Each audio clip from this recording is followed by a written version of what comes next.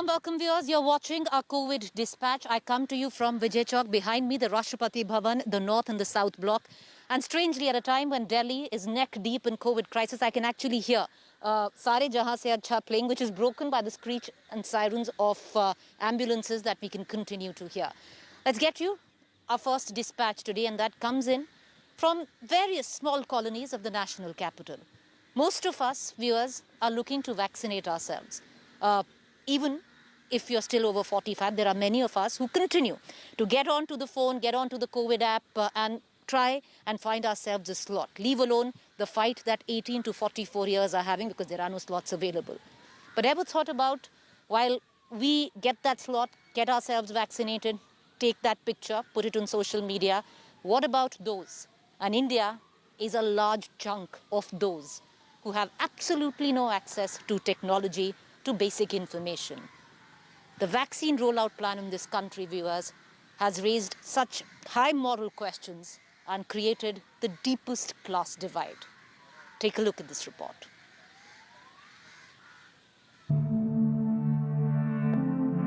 Got your shot yet? Posted a picture of it on social media. This story is not to vaccine shame you. It's not to make you feel guilty, but it is to make you realize how India's vaccine rollout plan has created the deepest class divide, leaving inoculation completely inaccessible to India's most vulnerable. And that, viewers, is most of India. पता नहीं है कैसे लगवाएंगे सुई, कहाँ कैसे पता चलेगा, कौन बताएगा कहाँ लगाना, ये सब पता नहीं है तो कैसे लगा लें। एक बार मोबाइल में टीवी में देखे थे जो 45 साल का टीका लग रहा है, तो इतना ही सुने, टीवी भी सुने हैं बस, और किसी से पता नहीं चला तो कैसे पता होगा। दीदी, मालूम है अभी 18 से 45 की उम्र में भी टीका लग रहा है? नहीं, ये सब नहीं। 45 का तो पता है, 45 का टीवी, 18 के ऊपर भी लग रहा है। अब नहीं पता है ये सब, अब कोई बताएंगे तभी ना, हम लोग तो पढ़े लिखे हैं नहीं, कोई बताएंगे तभी ना। कोई आया है बताने इधर? यहाँ नहीं आए बताने के लिए, नहीं आए हैं। लगवाना चाहती हो? हाँ, लगवाना चाहते। बीमारी इतना फैल गया है, बाबा के मर जाएंगे तो गरीब आदमी है, जान से बढ़ के कोई चीज़ नहीं है, पहले टीका लगा लेंगे अगर लगेगा तब, लेकिन खरीद कर हम नहीं लगा सकते, उतने पैसे नहीं है हमारे पास। Soni Devi knows the importance of that shot, but completely clueless on how to get it. The rich and those better informed disproportionately getting vaccinated as compared to the poor. And India is but mostly poor. Modi सरकार ने जब लगा लिया, बहुत से public लगा रहे हैं, तो हम पीछे क्यों हटेंगे, हम भी लगवाएंगे। लगवाना चाहते हैं टीका? कोशिश की है लगवाने की? हाँ, लगाएंगे। कैसे लगेगा? कोई सेंटर बारे में पता होगा या कोई घर पे आएंगे, जानकारी मिलेगी जब भी तो लगवाएंगे। कोई आइडिया नहीं है अभी कैसे लग रहा है? नहीं, अभी कोई आइडिया नहीं है। और पता है कि लोगों को लग रहा है? हाँ, पता है लोगों को लग रहा है। The pandemic began with being called the rich man's disease, the biggest leveler, equalizer they called it. But as the pandemic wore India down and permeated to all, it left out cold in the pandemic theatre those who were most wanting. No oxygen, no beds, no access, no jugaad. And when it came to vaccination, no smartphones. कितना as है आपका? मेरा यानी 46 है। 46 है? हाँ। टीका लगाए हैं अभी तक? नहीं, हमने नहीं लगाया है। क्यों नहीं लगाए हैं? अब जैसे मान के लिए यहाँ का तो मेरा तो आधार कार्ड भी है, लेकिन यहाँ का तो हम वोटर है नहीं, बिहार का है। हाँ। आधार कार्ड है? आधार कार्ड तो है। जानकारी है कि कैसे लगता है? नहीं, अभी जानकारी नहीं मिली है। अभी ऊपर प्रशासन को जब आएंगे जानकारी तभी तो पता लगेगा कैसे लगेगा, नहीं लगेगा। प्रशासन ने, किसी ने नहीं बताया अभी तक कि ये टीकाकरण कैसे होगा? हाँ, तो अभी बताएगा तभी तो, प्रशासन अभी नहीं बताया ना, इसलिए तो नहीं आइडिया है। नहीं आई है ना। लगवाना चाहते हैं दादा? लगवाएंगे, क्यों नहीं लगवाएंगे, जब आएंगे सबको सब लगवाएंगे तो हम भी लगवाएंगे, क्यों नहीं लगवाएंगे। Approached us a tempo driver. He has a smartphone but has no idea how to register himself or what to register himself on. But he's angry at the lack of information. जो रिक्शे पे civil defence के बंदे वो घूम रहे थे, उन्होंने पोस्टर लगा रखे थे, माइक लगा रखा था अपनी गाड़ी में। दिल्ली सरकार से थे? दिल्ली सरकार से ही मैडम, उन्होंने वो लगा रखा था माइक, बोल बोल के बता रहे थे ऐसे कोरोना के टीके लगे जा रहे हैं आपके चाचा नगर हॉस्पिटल में। मैंने उनसे बात करी थी, उन्होंने कहा वहाँ लग रहे हैं। मैं वहाँ गया तो वहाँ ज़्यादा भीड़ रख के चक्कर में उन्होंने कहा ऑनलाइन बुक करिए पहले आप गए थे वहाँ पर? हाँ, अपनी परमिशन लीजिए। मैंने उनसे फिर ऑनलाइन के लिए वो मांगी, उन्होंने मुझे वो दिया ऐप। ऑनलाइन में कहाँ कर सकते हो? ऐप कहाँ कर सकते हो? तो मैंने मोबाइल में खोला, इतना मुझे कंफर्म नहीं हुआ, समझ नहीं आई? समझ नहीं आई। फिर मैंने अपने दोस्त से पूछा, उन्होंने किया रखा था तो उनसे मैंने बुक करवाया। फिर ठीक, उनसे भी नहीं हुआ? उनसे भी नहीं हुआ मैम। फिर उनको भी समझ नहीं आई इतनी, फिर नहीं समझ में आई कि कैसे बुक करा कैसे जाए। बुक करवाया जाना है मैम। जैसे आधार ने बताया है कि कैसे कर सकते हैं, नहीं पता। बड़े भाई थे हमारे जिन्होंने बुक कर रखा था, उन्होंने कराया हमारा बुक। कहते हैं ये टीका लगाने के लिए सही है, इससे क्या है अपने अंदर जो वायरस आएगा भी तो ख़त्म ही हो जाएगा तो। और इंजेक्शन थोड़ा हार्ड है, इसके लिए थकान होगी, शरीर टूटेगा। मैंने कोई बात नहीं सर, अपनी जान है तो सब कुछ है। All we could do was get him registered, but there were no slots for his age group, 18 to 44, even though he was ready to pay for his vaccine through a private center. To sum up in one line, the sentiment on ground, vaccination should be a right, not a privilege. This is a settlement, a basti of 700 people and over that. Forget about 18 to 44. I haven't met a single person over the age of 45 who has been vaccinated here. Forget about being vaccinated. I haven't met a single person over the age of 45 who actually knows what the process is.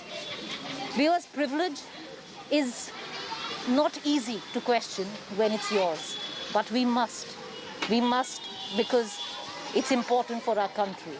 Most of our country has absolutely no access to the tika when we talk about Tikakaran.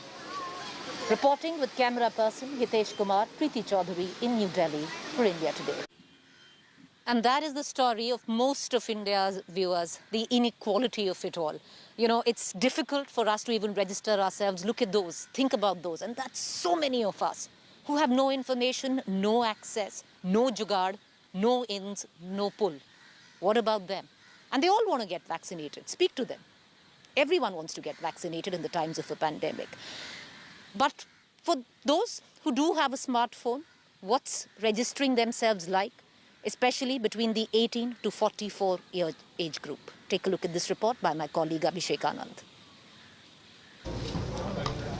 The government has opened vaccination for all above 18 years of age.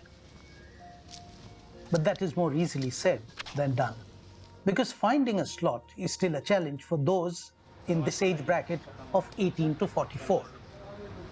Abhishek is a resident of Noida, well within the National Capital Region. And Abhishek has been trying to book a vaccination slot for the past 4 days with no success. Yeah, I'm here for vaccination, but the problem is there, like in the government, there is no appointment available for the 18 plus members. If it is happening, then it's very difficult to us to survive. We are safe right now, but if this is going to be taken, then it's not be good for us. Those who have been lucky enough to get a slot are still not guaranteed a jab, because other than vaccines, there are other supplies too that are running short. I have registered on the CoWIN app, but the problem is that like I got to know that they don't have syringe over here. So that is the issue. Like I came here, like the appointment date was for today, but as I am here, so they are telling that they don't have syringe. Many are those who are doing the rounds of government hospitals looking for a vaccine jab to get themselves inoculated against the deadly virus. But as the second wave of COVID rages across the country, the vaccination drive in India seems to be faltering. यहाँ booking करा रखी थी 1 से 3, तो मिल गए जो senior citizen उनको तो हो रहा है, दूसरों को तो टोकन बांट रहे हैं, वो लोग अभी परेशान से हो रहे हैं। हमारा काम ठीक ठाक हो गया, The residents of 18 to 44-year group are still finding it very hard to book a slot for vaccination. Many hospitals and healthcare centers are running out of vaccines and syringes before time every day. If this situation continues, it will be really hard for the government to control this pandemic. With camera person Ritesh Mishra, this is Abhishek Anand reporting for India Today. Welcome back, viewers. You're watching a COVID dispatch as we continue to document grief, and there is so much grief today. It seems to have no ebbings. But we must also document hope because it keeps us afloat. And this is a story of hope. This is a story of courage.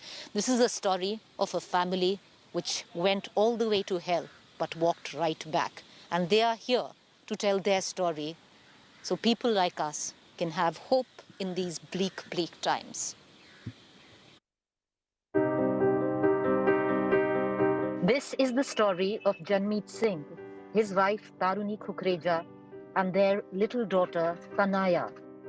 Living in Mumbai, all three tested positive. They recovered, but their 6-year-old daughter Tanaya got multi-system inflammatory syndrome, a serious condition linked to COVID-19. This is their story, to hell and back.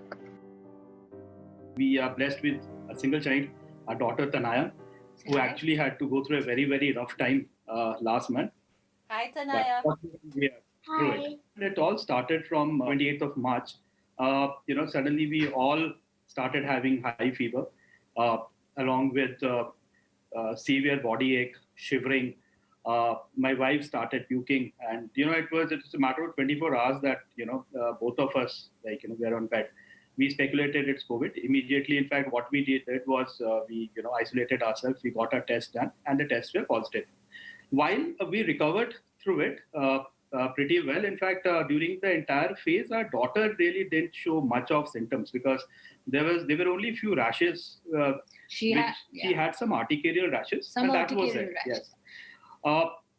We went through this entire journey, in fact, and on the 16th, our flats BMC sealed opened up. We were very happy, and we never knew that the worst was yet to come. And 18th, after that's technically on the third week, is when she got fever, and I think we did raise an alarm because though we were certain it's not COVID, somehow we were certain that she's done with COVID, but we knew that there has to be a correlation.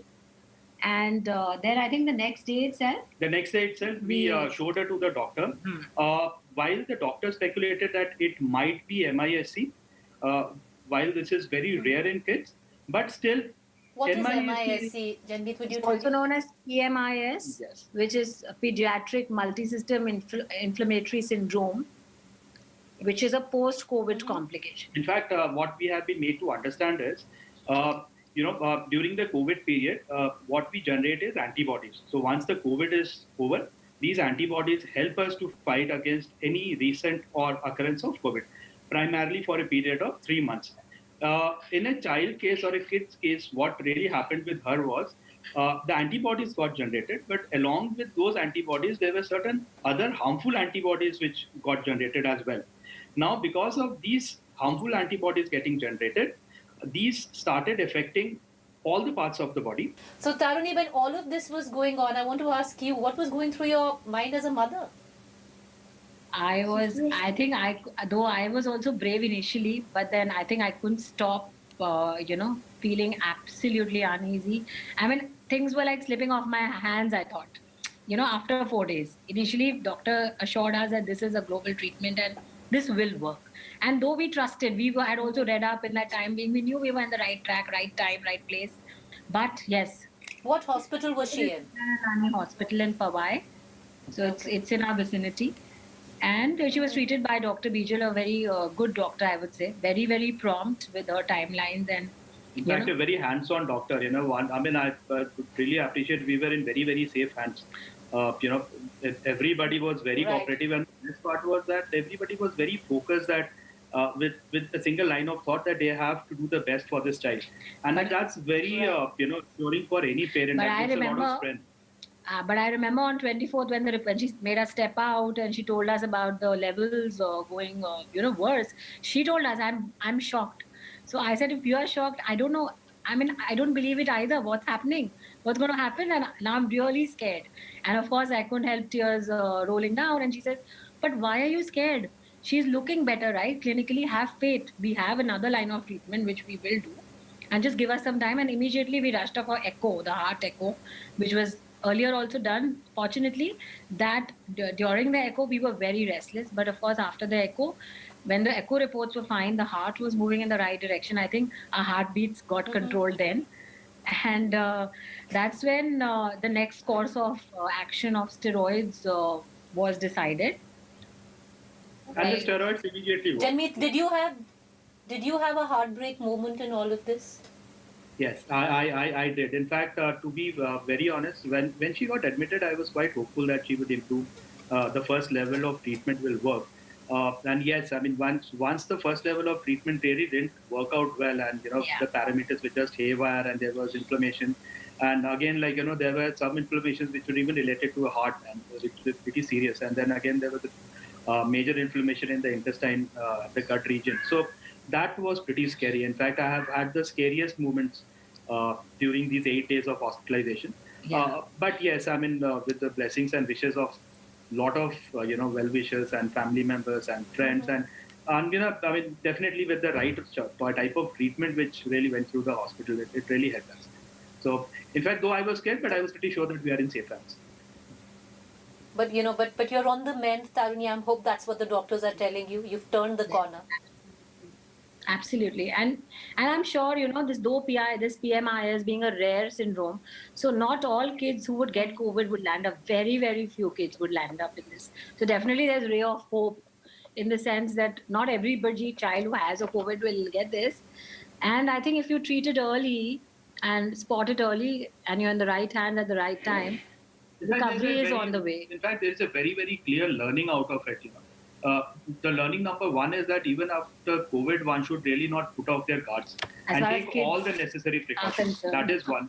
And secondly, if there is any trigger which reflects, the trigger might be a mild fever, might be a cough or a stomachache. You should not take it lightly, assuming that the COVID is over and it will not have anything reoccurring as such. So one should immediately get in touch with the doctor, and that is something which really helps. In fact, time and again we were told by the doctors that it's good that you got her admitted on time, and hence we have time to kill.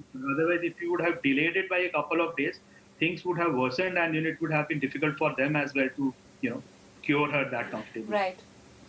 What is it that you want to say? Because it's such a terrible, horrible time for all of us across the country. I'm sitting in Delhi where we're in really bad shape. And these stories are playing out in multitude. If you have to talk to the people suffering today like you went through, what would you say? Taruni. I would say that there is, if you get the child treated at the right time, at the right place, and have faith, that really helps, because your energy is what the child gets. At least in front of the child, we can't break down. Howsoever we would feel so. And that, and if she, we have to trust the doctors also. However, be on the guard. And I was very involved from day one. And even when the steroids, what is the intake of medication? Every single medication which my child was getting, I was aware. And if it required cross-checking, I was doing it. So I think that's when we have to be very vigilant. And it's those few days are so critical, which can turn the tables round. So, Janmeet, what would you say to somebody who's suffering today? Sure. I mean, so somebody who is suffering, the first thing is there is no point, getting paranoid about things. It's important that a person keeps up to their senses and logically think, get in touch with the right doctor, take all the precautions. So one should really avoid panic. I mean, that really doesn't help in any ways. I think that's a big thing. Yeah, avoid panic. That's big. Because at the end of the day, there are certain things which are in your hand. One should do that, and there are a few other things which you can't really control. So that you should leave it on faith. So that's what my belief is.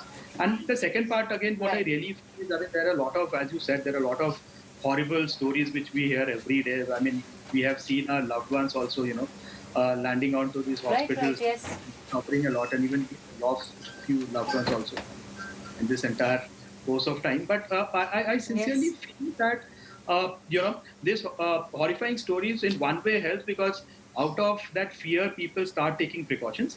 But there is a brighter side to it as well. Because, while the horrifying stories, tend people to take precautions, take care of hygiene, use the guard.